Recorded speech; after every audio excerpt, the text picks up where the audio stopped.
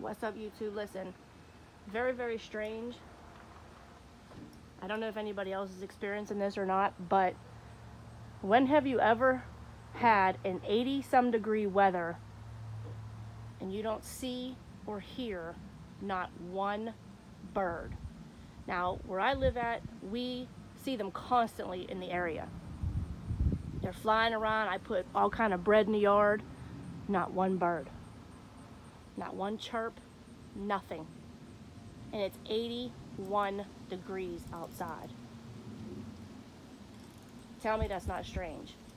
Because they're always, if you look at that tree right there, they're always in that tree. They're always up here in this tree. They go on that tree back there. Tell me this is not weird. And I'm going to even go over to the front. Not one bird. Not one bird flying or nothing. Really, really weird. Like, comment, subscribe, hit the bell for notifications. I'll see you guys in the next video.